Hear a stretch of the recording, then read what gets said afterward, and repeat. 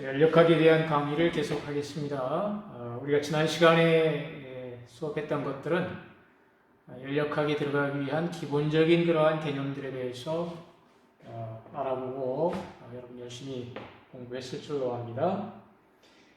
이번 시간부터 이제 배우는 것은 엔트로피 그리고 깁스 자유에너지 이러한 것들에 대해서 배우는데, 이러한 것들의 최종적인 목적은 어떤 반응에 대해서 그 화학 반응이 자발적으로 진행이 될 수 있느냐 없느냐, 이런 것들을 판단하는 그러한 도구가 되겠습니다.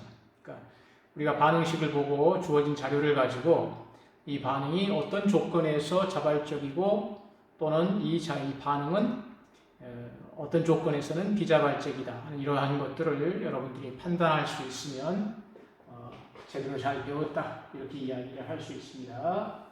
자, 이제 들어가도록 하겠습니다. 교과서로는 128쪽입니다. 반응의 자발성.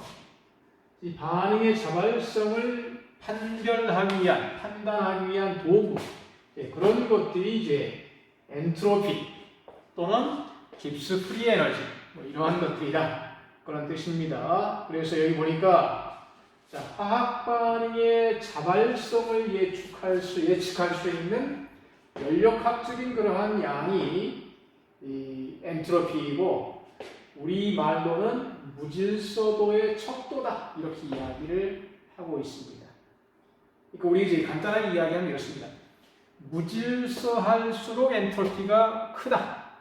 질서 정연한 상태는 엔트로피가 작다. 이렇게 이야기를 할 수 있고, 이러한 화학 반응의 자발성 여부를 엔트로피의 변화로 설명할 수 있다, 이렇게 이야기를 합니다. 그래서 엔트로피는 우리가 기호는 S고, 엔트로피의 변화, 이것은 델타 S, 이렇게 표현을 하겠습니다.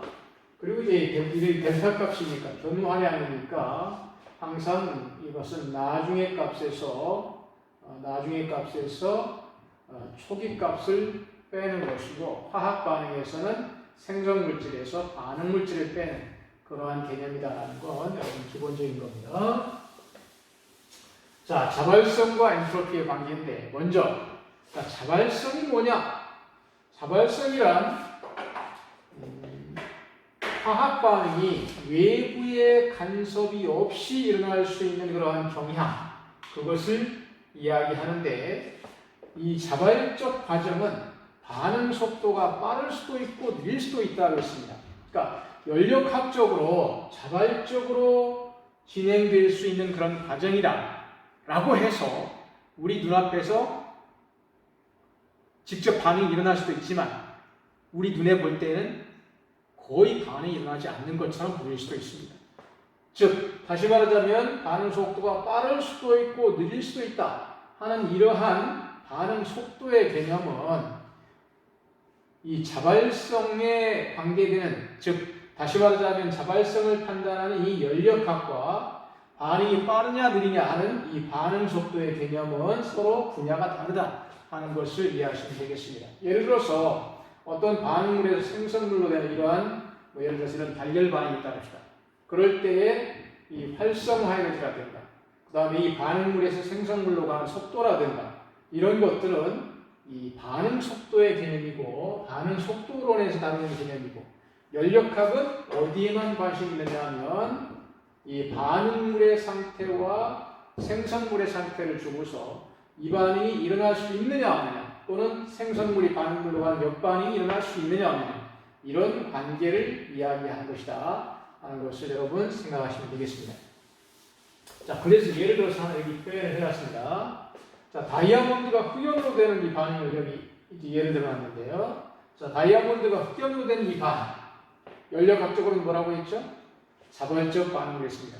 자발적 반응이라고 했습니다. 그런데 여러분, 다이아몬드 반지 끼고 있으면 그 반지가 흑연으로 변하는 것을 우리 눈으로 볼 수 있나요? 안 보이죠? 결혼식에서 다이아몬드 반지를 주고받았는데 나중에 하루 지나고 보니까 이 흑연으로 변합니다. 그런 현상은 일어나지 않습니다. 그래서 이러한 자발적인 과정이지만 그 반응 속도가 매우 느리게 진행되니까 사실상 너무 느리게 진행되는 반응은 현실적으로는 거의 일어나기 힘든, 일어날 수는 있는 반응이지만 속도가 너무 느린 반응이니까 우리 눈으로 보기에는 뭐 거의 일어나지 않는다 이렇게 이야기를 할 수가 있습니다. 또 두 번째 또 한 가지 과정이 있습니다. 자, 많은 발열 반응이 자발적 반응이지만 모든 발열 반응이 자발적인 것은 아닙니다.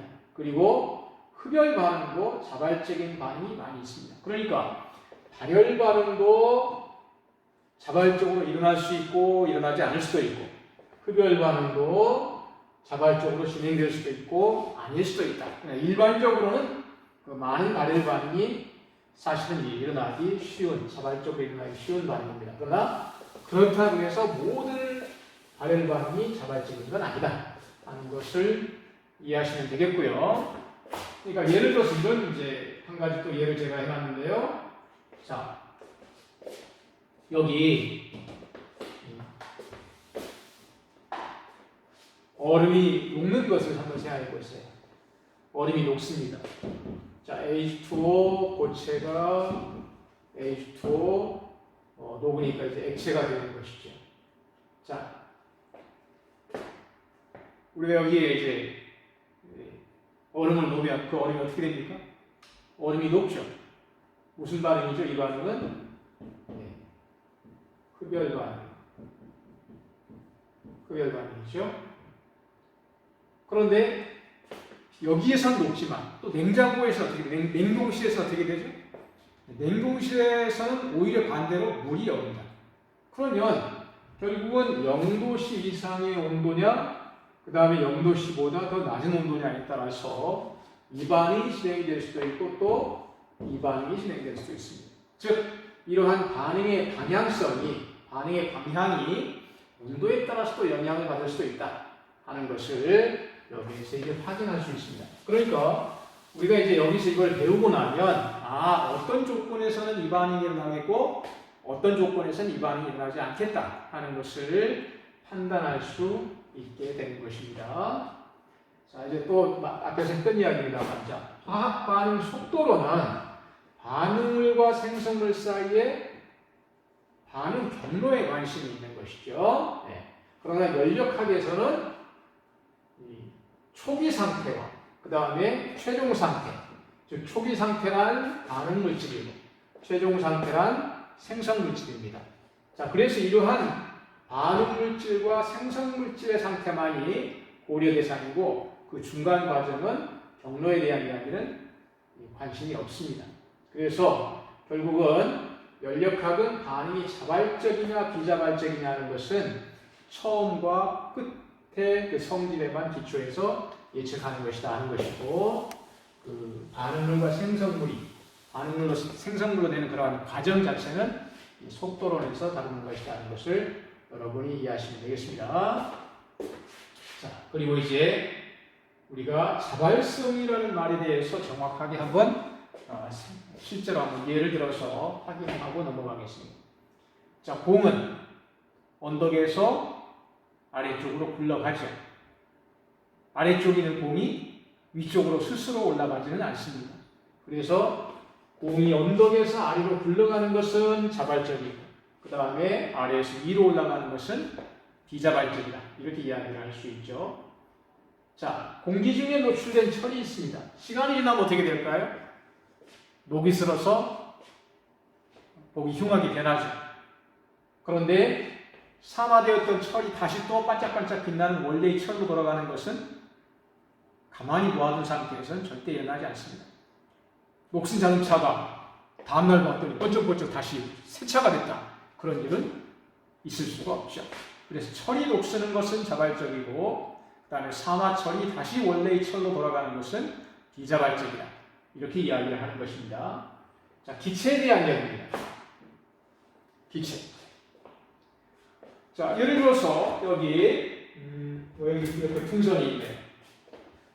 풍선을 불어놓은 상태에서 자, 이 안에 있던 기체가 밖으로 새어 나와서 이 풍선이 작아지는 그런 현상은 생기지만 가만히 놓아보는데 밖에 있는 기체가 안으로 들어가서 풍선이 커지는 현상은 일어나지 않습니다. 그래서 이러한 기체가 퍼져나가는 이러한 현상은 자발적이지만 퍼졌던 기체들이 스스로 모여드는 그런 현상은 비자발적이다. 이렇게 이야기를 할 수 있죠. 또 연소에 대한 이야기입니다. 자, 연소. 연료가 연소해서 이산화탄소하고 물이 되는 반응은 자발적입니다. 그런데 이산화탄소하고 물을 섞어서 아무리 흔들고 온도를 높이든 낮추든 다시 연료로 돌아가지는 않습니다. 그래서 연소 과정은 자발적이지만 다시 또 그 이산화탄소하고 물이 원래의 연료로 돌아가는 현상은 비자발적이다. 이렇게 볼 수가 있죠. 아까 비슷 이야기했습니다만은 이 H2O는 0도씨보다 높은 온도에서는 이 물이 얼음이 물로 되는 현상이 자발적이지만 0도씨보다 낮은 온도에서는 반대로 물이 얼음으로 되는 현상이 자발적이다. 이렇게 이야기를 할 수 있지요. 그래서 자발성과 비자발성의 현실적인 그러한 개념을 여기서 한번 확인을 해보았습니다. 자, 그럼 또 다시 엔트로피의 개념으로 한번 다시 돌아가 보겠습니다. 자, 모든 자발적 과정은 엔트로피가 증가하는 공통적인 특성을 가지고 있다고 했습니다. 즉 다시 말하자면 엔트로피가 증가하는 과정이 자발적이다. 또는 자발적 과정은 엔트로피가 증가하는 과정이다. 이렇게 이야기를 할 수 있습니다. 그리고 엔트로피는 무질서도의 척도이고 단위는 줄/K입니다. 자, 그러면 자연적으로 일어나는 현상은 질서 있는 상태에서 무질서한 상태로. 자, 질서 있는 상태를 아까 제가 뭐라고 그랬죠? 엔트로피가 낮은 상태. 무질서한 상태를 뭐라고 하죠? 엔트로피가 높은 상태. 이렇게 이야기를 하죠. 그러면 질서 있는 상태에서 무질서한 상태로 된다는 것은 낮은 엔트로피에서 높은 엔트로피로 되는 거니까 엔트로피가 증가하는 것이죠. 그래서 엔트로피가 증가하는 과정이 자발적 과정이다. 다시 말하자면 델타 S가 플러스인 과정이 자발적이다. 이렇게 여러분 일단 이해를 해주시기 바랍니다. 자, 그리고 우리가 앞에서 연력학 제1법칙을 배웠죠. 연력학 제1법칙은 에너지 보존의 법칙을 이야기했습니다. 자, 연력학 제2법칙이라고 또 나왔습니다. 자발적인 과정에서 우주의 엔트로피는 항상 증가한다. 거꾸로 이야기하면 엔트로피가 증가하는 반응이 자발적이다. 이렇게 이야기를 하고 있습니다. 그래서 연력학 제2법칙은 변화의 방향성을 제시하는 것이다 하는 것을 여러분이 알고 계시면 되겠습니다. 자, 여기 우주의 엔트로피 그랬는데 우주라는 말은 일반적인 말로 하면 전체 이렇게 생각하시면 되겠고 우주의 엔트로피 또는 전체 엔트로피의 변화는 개의 엔트로피의 변화와 주위의 엔트로피의 변화를 합한 것이 우주의 엔트로피 또는 전체의 엔트로피의 변화입니다. 자, 그러니까 연력학 제2법칙에 의하면 우주의 엔트로피가 증가하는 반응이 자발적인 과정이다 그랬으니까 우주의 엔트로피가 증가한다는 말은 델타 S 우주가 0보다 크다, 플러스다 하는 그런 뜻이고 그래서 이게 자발이면 반대로 우주의 엔트로피 변화가 마이너스 감소하면 비자발이다. 그래서 그런 경우는 반대 방향이 자발이다. 이렇게 이야기를 하고 우주의 엔트로피 변화가 0이면 평형 상태다. 이렇게 이야기를 하는 것입니다. 자, 그러면 한번 보십시다. 여기 생체 내에서 작은 분자들이 모여서 큰 분자를 만들면서 세포가 만들어집니다. 이 과정을 연력학 제2법칙을 만족하는가? 이게 굉장히 중요한 의미를 갖고 있는데요. 자, 연력학 제2법칙은 델타 S 우주 또는 전체, 이 전체는 개와 주위를 합한 개념입니다. 이게 플러스 증가하는 그런 반응이 자발적이라고 했습니다. 그럼 결론부터 이야기하면 어떻게 되는 것입니까? 결론부터 이야기하면 생체 내에서 작은 분자들이 모여서 큰 분자를 만들고 세포가 만들어지죠. 그러면 생체 내에서 이런 세포가 만들어지는 반응이 일어나고 있으니까 이 델타 S 전체 또는 우주는 증가한다. 우주의 엔트로피는 증가한다. 이렇게 이야기를 할 수 있죠. 델타 S는 0보다 크다. 이렇게 이야기를 할 수 있습니다. 그런데 사실상 이 반응 자체를 놓고 보면 개의 엔트로피 변화는 사실상 증가하는 것이 아니라 감소하는 것입니다. 여기 작은 분자들이 모여가지고 큰 분자들이 되는 과정은 전체적으로 나중에 다시 뒤에서 배우겠습니다만은 여러 개 흩어져 있을 수 있는 여러 가지 경우의 수가 많은 것들이 하나로 모여버리게 되면 경우의 수가 작아지면서 개의 엔트로피는 감소한다 이렇게 볼 수가 있습니다. 그래서 생체 내에서 작은 분자가 모여서 분자들이 커지는 현상은 다시 말하자면 개의 엔트로피는 감소한다 이렇게 볼 수 있습니다. 그러니까 이걸 생각하지 않으면 이런 현상은 일어날 수 없는 것이죠. 세포는 만들어질 수가 없습니다. 그런데 세포가 형성이 되죠. 그 말은 결국은 무슨 뜻이냐? 개에서 일어나는 반응에 의해서 감소하는 엔트로피의 양보다 주위에서 엔트로피 증가하는 양이 더 크기 때문에 전체를 놓고 볼 때는 엔트로피가 증가한다. 그래서 이 반응은 실제로 자발적으로 진행이 된다. 이렇게 이제 이해할 수 있는 것입니다. 그래서 이러한 반응의 진행 방향을 판단해 주는 것이 엔트로피 개념이다 하는 것을 여러분 아시기 바랍니다.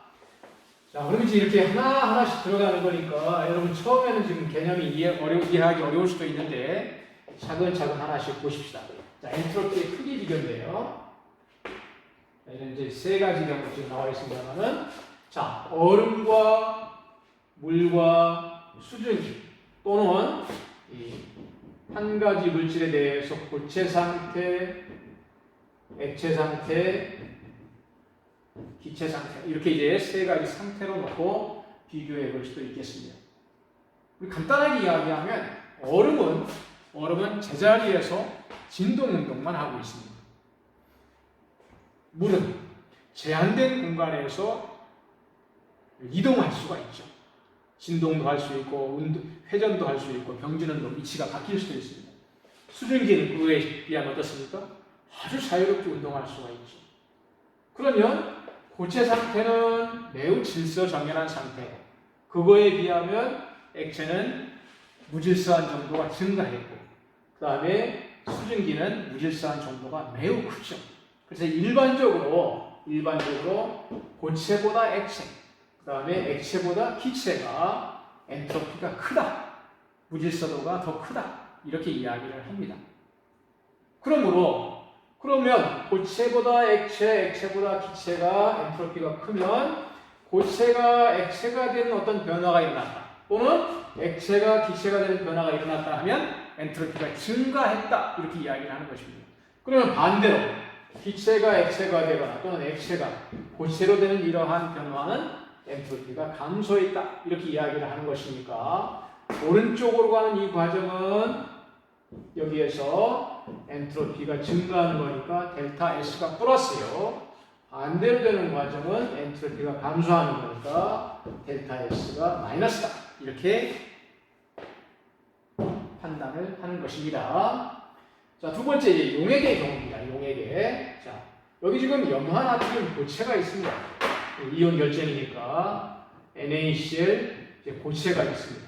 자, 이게 물에 녹으려면 수용액이니까 물 수용액으로 생각하고 물에 이제 뭐가 있냐면 물이 있겠죠. 그러면 이쪽 한 그릇에 물이 있고 이쪽 한 그릇에 염화나트륨이 있는 이러한 상태에서 염화나트륨을 물에 넣어서 녹여가지고 염화나트륨 수용액을 만들면 NaCl 수용액을 만들면 개념상 생각해 보시죠. 고체 상태에서 질소정연한 상태에 있고 그 다음에 물끼리 있는 상태보다 둘이 혼합되어 있는 상태에 이것이 Na 플러스 또 Cl 마이너스 여기 이제 물 분자들이 이렇게 혼합된 상태 이것들이 또 제자리에 가만히 있는 것이 아니라 계속해서 용액 상태니까 액체 상태니까 이동이 가능하겠지 이 안에 입자들이 그러면 어디가 어느 상황이 더 무질서한 상태인가요? 당연히 NaCl 수용액이 무질서한 상태죠. 그래서 이렇게 물질들이 따로따로 있는 것보다는 혼합된 상태와 또 여기 이제 고체 상태에 있는 것보다는 용액으로 되어 있는 상태가 무질서도가 큰 상태다. 그러면 무질서도가 작은 상태에서 무질서도가 큰 상태로 상황이 바뀌게 되면 델타 S가 0보다 크다, 플러스다 이렇게 이야기를 하는 것입니다. 자, 그 다음 이제 여기에서는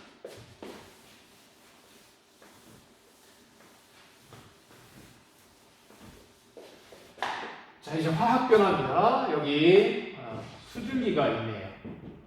자, 2몰의 H2가 2몰의 H2 기체가 2몰의 수소 기체와 1몰의 산소 기체로 되는 이러한 변화가 일어났습니다. 자, 그러니까 지금 여기에는 세 가지가 다 동일한 상태죠. 동일한 상태인데 여기에서는 이 안에 일정한 공간 안에 H2 두 분자가 있었는데 여기에서는 H2 기체, H2 기체, O2 기체, 기체 분자가 세 분자가 있습니다. 자, 일반적으로 아까 앞에서 상태에 따라서 엔트로피가 다르다. 고체보다 액체, 기체로 가 일반적으로입니다. 액체보다 이제 고체보다 액체, 기체로 갈수록 엔트로피가 증가하는 경향이다 이렇게 이야기했는데 이제 세 가지 물질이 다 지금 기체 상태입니다. 그러면 엔트로피가 물질마다 조금씩 다릅니다만은 상태가 다 동일하니까 거의 비슷하다고 보면 자 동일한 H2O 분자 두 분자만 있는 거하고 여기는 H2 두 분자하고 산소 분자 합해서 세 분자가 됐습니다. 그럼 일반적으로는 기체 분자 수가 증가할수록 더 무질서하다. 다시 말하자면 엔트로피가 증가했다 이렇게 이야기를 합니다. 자, 이제 정리가 되시죠? 자, 일반적으로 고체보다 액체, 기체로 갈수록 엔트로피가 더 크다. 그러므로 고체에서 액체, 액체에서 기체로 되는 변화가 일어나면 엔트로피가 증가했다. 즉 델타 S가 플러스다. 이렇게 이야기를 하는 것이고요. 그 다음에 상태 변화가 없이 동일한 기체 상태에서 기체 분자수 또는 몰수가 증가하면 엔트로피가 증가한다. 즉 델타 S가 플러스다. 이런 개념으로 여러분들이 이해하시면 되겠고 한 가지 물질들이 또는 A라는 물질하고 B라는 물질이 서로 분리된 상태에 있는 것보다는 A하고 B가 서로 이렇게 혼합되어 있는 상태가 엔트로피가 더 큰 것이다 하는 것을 여러분 이해를 하시면 되겠습니다. 자 마지막으로 또 여기에서 한 가지 맨 밑에 있는 이 그림을 여러분 이해하시면 되겠습니다. 자, 지금 이 안에 어떤 물질이 있는데 이 물질의 상태는 변화없이 화학 반응이 일어나는 것도 아닙니다. 지금 뭐만 바뀌고 있냐면 온도만 변화하고 있습니다. 계속해서 지금 여기 이제 상온인데 가열하고 또 더 계속 가열해서 온도가 올라갔다 봅시다. 그러니까 T1, T2, T3로 지금 온도가 올라가고 있습니다. 그럼 온도가 올라가면 이 물질들에는 어떤 변화가 생기는 거예요? 지금 가열하고 있으니까 에너지가 올라가겠죠.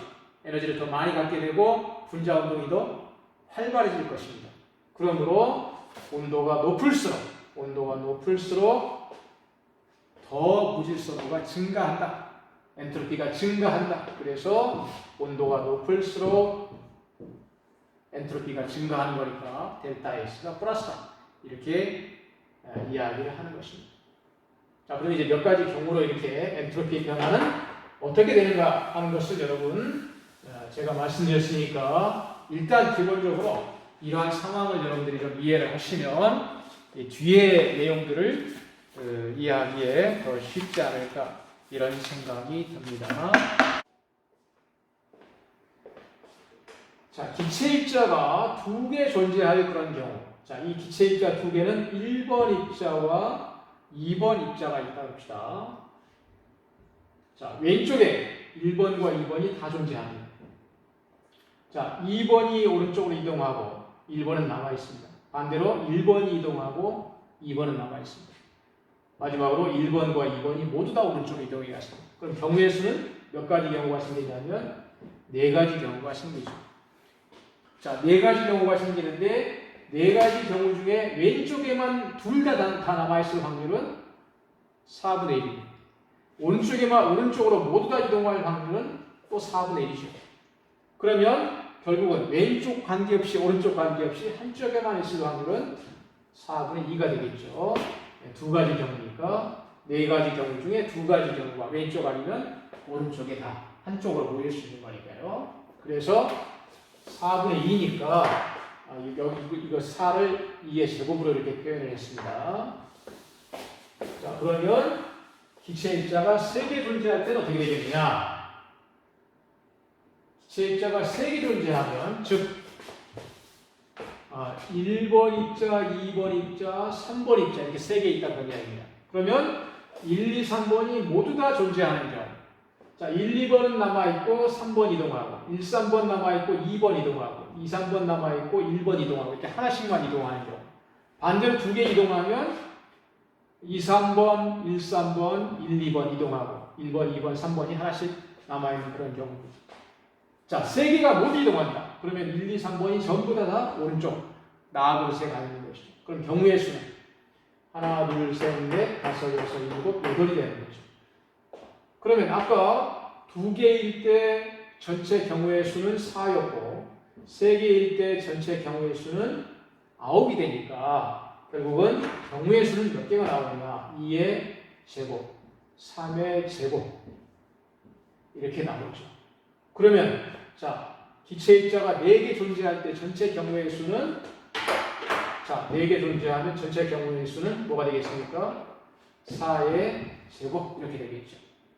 그럼 이제 더 안 해봐도 한쪽에만 있을 확률은 자, 3개 입자가 3개 존재할 때는 전체 경우의 수는 3의 제곱이 되고 왼쪽에만 있을 확률이 하나, 오른쪽에만 있을 확률이 하나 이렇게 되는 거니까 9분의 2가 이제 한쪽에만 존재할 확률이 되는 것이죠. 그러면 이제 더 밑에 안 봐도 입자가 4개다.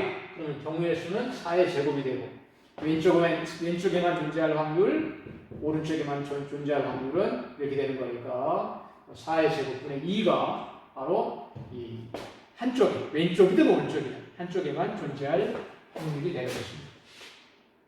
자, 그러니까 중요한 것이 이제 맨 밑에 있는 이걸 이야기하고자 하는 것입니다. 플라스크 안에 기체 입자가 1몰 있습니다. 예를 들어서 수소기체 2g이 있습니다. 2g이 1몰이죠. 1몰은 6.02 곱하기 10의 23승계 입자입니다. 그러면 기체 입자가 1몰 있다. 그러면 이 기체 입자가 분포할 수 있는 경우의 수는 2의 6.02 곱하기 10의 23승계만큼 2의 6 곱하기 10의 23승만큼 경우의 수가 생길 것이고 자, 왼쪽 그릇에 있을 확률이 1 오른쪽 그릇에 있을 확률이 1이니까 2가 되겠죠. 자, 한쪽에만 있을 확률이 뭐냐? 그렇다면 이제 2가 되는 거고 왼쪽에만 있을 확률이 얼마냐? 그러면 1이 되는 겁니다. 자, 그러면 이 값이 어떻게 되죠? 분자는 2인데 분모는 2에 6 곱하기 10의 23승입니다. 거의 제로가 되겠죠. 그러니까 어떤 양쪽에 이렇게 플라스크가 있는데 플라스크 2개가 있는데 한쪽에 기체가 있고 이 플라스크의 그 잠금 꼭지를 열 경우에는 이 기체가 퍼져나가지 한쪽에만 모여 있거나 이쪽에만 남아 있든지 아니면 이쪽에 있는 기체가 다 반대편으로 다 한꺼번에 옮겨가든지 이런 현상은 일어나기가 어렵다 하는 것입니다. 그래서 결국은 이때 확률적 개념은 통계학적 개념은 무엇이냐? 이러한 기체 분자의 운동으로 보아서 자연계에서는 경우의 수가 적은 쪽에서 경우의 수가 많은 쪽으로 변화가 일어난다. 이것을 자발적 과정이라고 한다 하는 것이 통계학적 설명입니다.